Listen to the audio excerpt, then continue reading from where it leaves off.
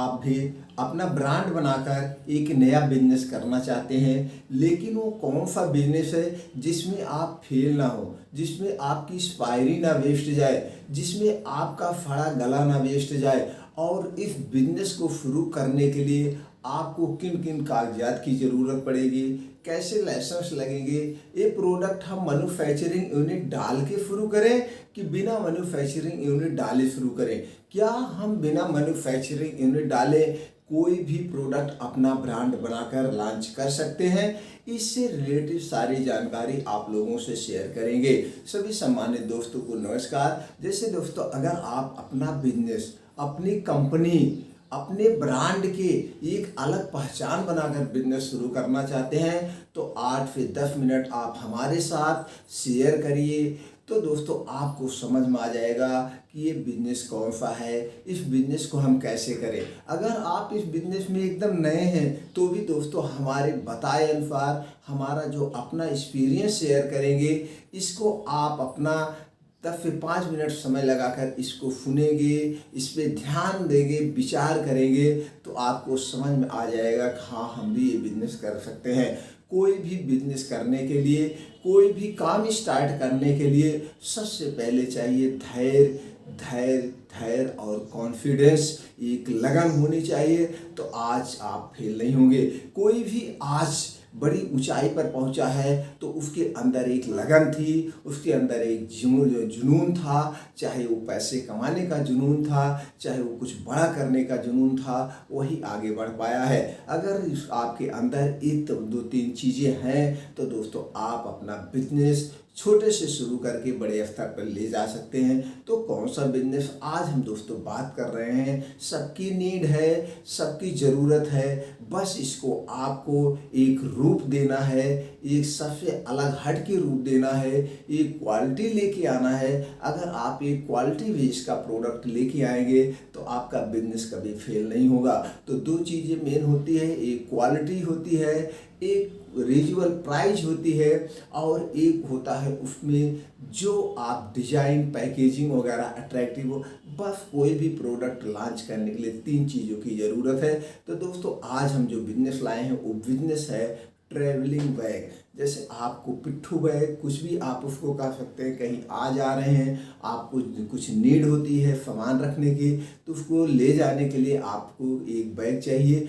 Bag भी आप ऐसे लेते हैं जिसमें हो सकता है कि आपको लैपटॉप भी रखना पड़े, मोबाइल चार्जर भी रखना पड़े, पानी की बोतल भी रखना पड़े, कुछ सेट कपड़े भी रखना पड़े, मंजन वगैरह। तो आपको इस हिसाब से एक पैकिंग डिजाइन करवाना है बैग के। आप अपने ढंग से पहले बैठ करके सोचिए कि इतनी चीज़ें कैसे मैनेज हो। इसके लिए आपको जो भी आप बैग यूज करते हैं उस बैग को लेके बैठिए और उसमें थोड़ा सा अपना ध्यान विचार करिए कि इस बैग में हम क्या और अट्रैक्टिव कर सकते हैं, इसकी पैकेजिंग में हम क्या अट्रैक्टिव कर सकते हैं, इसके कलर हम क्या कर सकते हैं, इसकी हम डिजाइन कैसे और कर दें। ये सब चीज़ें इसी बैग में एडजस्ट हो जाएगी। ये आपको इनोवेशन करना है। ये आपको दूसरे 3-4 बैग जो आपको समझ में आए मार्केट में टहलिए, काम करिए। कोई भी बिजनेस शुरू करने के पहले, कोई भी काम करने के पहले उस क्षेत्र के बारे में पूरा जानना बहुत ज़रूरी है, उस बिजनेस के बारे में जानना बहुत ज़रूरी है। क्योंकि कंपटीशन है, कंपटीशन में आप कुछ अलग लेके नहीं आएंगे तो आपका अलग पहचान नहीं बनेगी। तो इसलिए कुछ अलग करने के लिए आपको जो ऑलरेडी मार्केट में एक अपना पहचान बनाया है उसके अंदर घुसना पड़ेगा, देखना पड़ेगा किस वजह से ये टॉप पे है, किस वजह से इनका ब्रांड पॉपुलर है, वो उसमें से निकालना पड़ेगा। वो खोज करके आप उससे और अलग, उसमें आप देखिए कि इसमें हम क्या और ऐड कर दें, इसकी और टिकाऊपन हो जाएगा, इसका डिजाइन और अट्रैक्टिव हो जाएगा, इसका कलर और अच्छा हो जाएगी, इसकी क्वालिटी हम और अलग क्या दे सकते हैं, इसमें हम और क्या इनोवेशन कर दें कि इसमें एक्सेस हो जाएगा। तो जब ये चीज़ें अलग होगी, तो जब आपका प्रोडक्ट बन के रेडी होगा, आप मार्केट में जाएंगे और ये चीज़ें बताएंगे कि भैया इस बैग में ये है और हमारे बैग में ये इससे एक्स्ट्रा खासियत है। तो तब आपके बाइक पे लोगों का ट्रस्ट बढ़ेगा और लोग उसमें पाएंगे कि हाँ वास्तव में ये चीज़ अलग है, इसमें भी टिकाऊपन है। तो वहाँ पे कुछ आप ज़्यादा भी चार्ज करेंगे तो भी दोस्तों लोगों द्वारा लिया जाएगा। तो ये चीज़ें करना है। ये चीज़ें सब चीज़ करने के लिए आप मार्केट का सर्वे करिए। मार्केट का सर्वे करने के बाद जैसे हमने आगे बताया ये सारी चीज़ें आप रफली करते हुए चलिए, एक नोट्स बनाते हुए चलिए। अब आपने मार्केट का सर्वे कर लिया। मार्केट का सर्वे के करने के बाद अब आपने ये चीज़ें वहाँ से निकाल लिया, ये चीज़ हमको इस बैग में ऐड करना है, तो ये चीज़ें हो गया। अब आपको वहाँ पे क्या चाहिए, आप देखे होंगे कि कोई ब्रांड पॉपुलर है तो उसका एक ब्रांड नेम है, एक अलग नेम है। या कोई बाइक खरीदने जाते हैं, भैया इस कंपनी की हमको बाइक दे दो, इस कंपनी का फला सामान दे दो, या इस नाम का मांगते होंगे। नाम तो वहाँ पे क्या निकल का आया, एक नाम आया। और उसको जब आप लेते हैं तो सबसे पहले उस पर आपके कलर पे ध्यान जाता है, उसकी डिजाइनिंग पे ध्यान जाता है। तो फर्स्ट हो गया ब्रांड नेम और सेकंड हो गया कलर और पैकेजिंग। तो दोस्तों उसके डिजाइन को आप अट्रैक्टिव करिए, जो भी है उसमें आप अलग एक्सेस करिए। आज एक से बड़े सॉफ्टवेयर हैं, बहुत बड़े बड़े डिजाइनर बैठे हुए हैं, तो आप एक अलग ढंग से वर्ल्ड क्लास की उसकी डिजाइन करवाइए और उसका कलर का चॉइस करिए। अब आपका उसका कलर चॉइस हो गया, उसकी डिजाइनिंग हो गई। अब और आपको क्या चाहिए, अगर आप एक अलग पहचान बनाना चाहते हैं तो उस नाम का आप अपने नाम का या जो आगे चल के कंपनी रखेंगे उसका एक लोगो डिजाइन करवा लीजिए। लोगो और नाम का आपको ट्रेडमार्क करवाना पड़ेगा। ये ट्रेडमार्क दोस्तों 10 साल के लिए होता है, 10 साल बाद आपको रिन्यूअल करवाना पड़ेगा। ये आपके ब्रांड नेम और लोगो भी रेडी हो गए।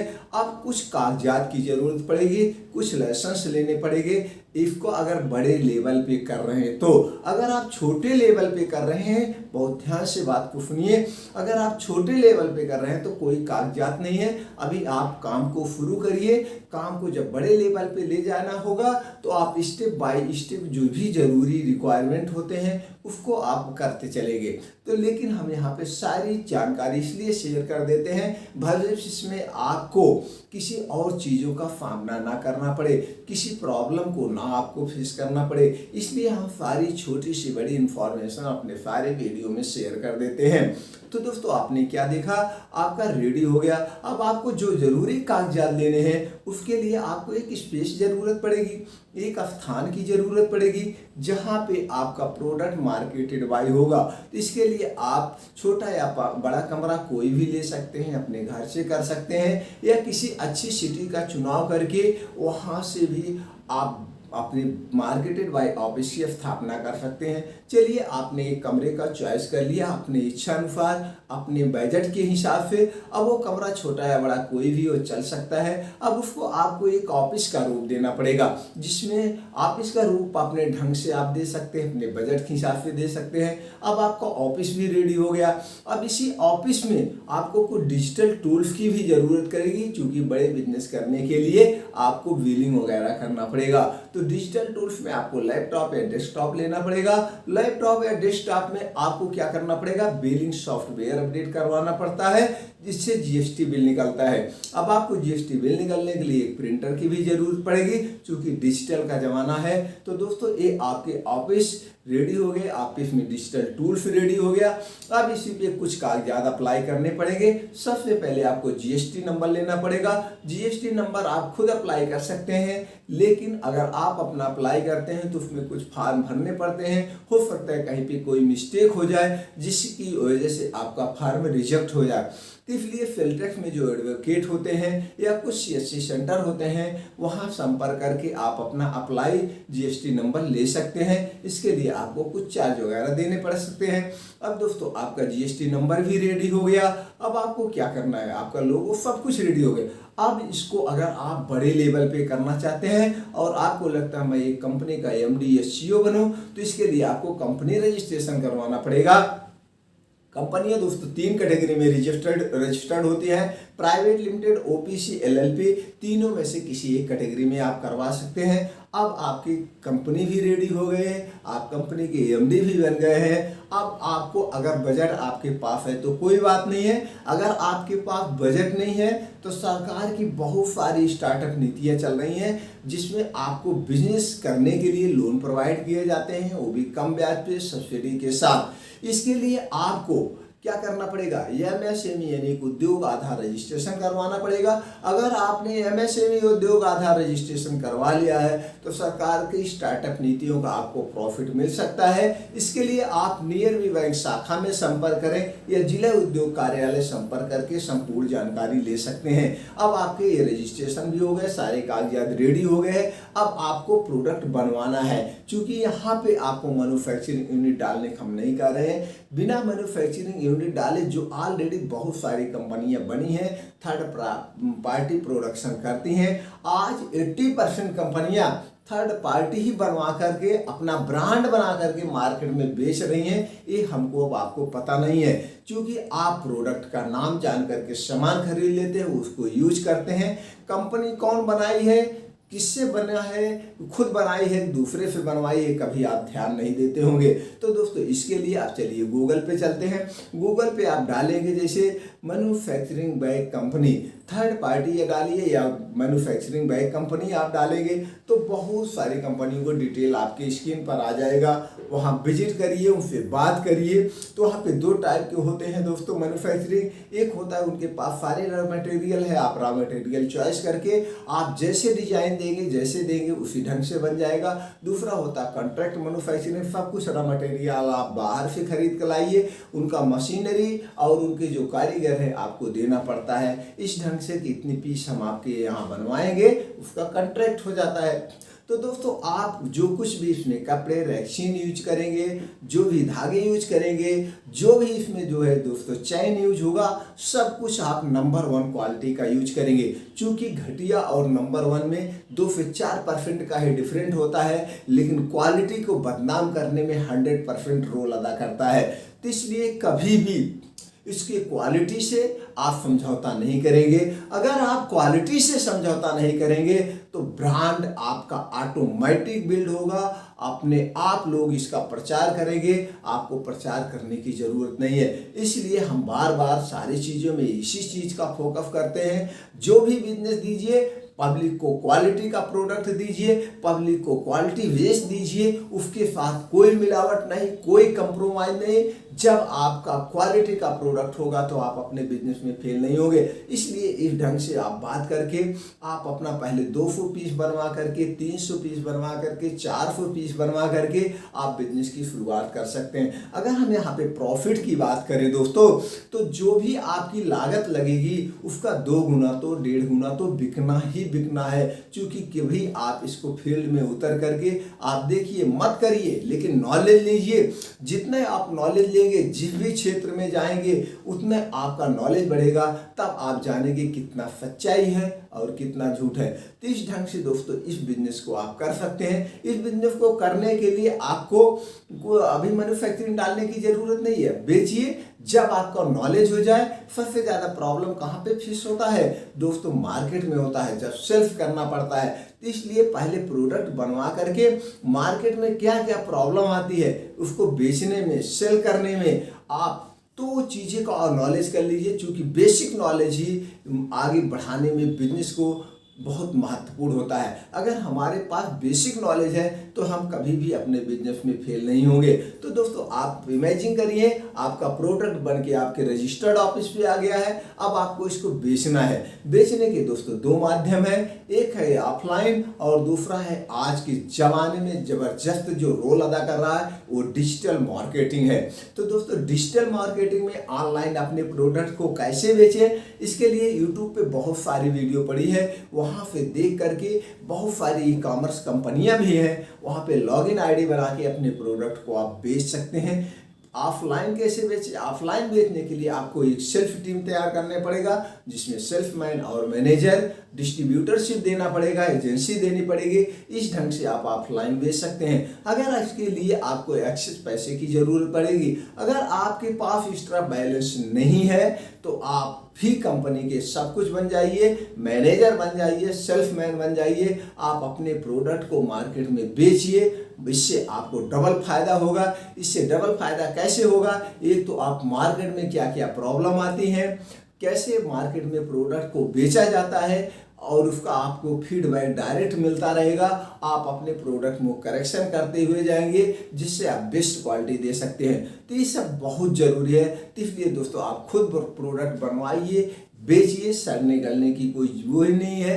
तो 200 पीस से शुरू करिए, 100 पीस से शुरू करिए, जैसा आपका पास बजट है। इस ढंग से छोटे स्तर पे करिए। जब आपका छोटे स्तर पे बिजनेस आपको बेसिक नॉलेज हो जाए, तो इसको बड़े स्तर पे आप आसानी से ले जाएंगे, तो आप बिजनेस में कभी फेल नहीं होंगे। सबसे ज़्यादा महत्वपूर्ण यही होता है, सेल्फ करना। प्रोडक्ट कोई भी बना सकता है, प्रोडक्ट बना के रखने से सड़ने से कोई फायदा नहीं है। सबसे महत्वपूर्ण इंपॉर्टेंट जो होता है दोस्तों, बेचने की कला।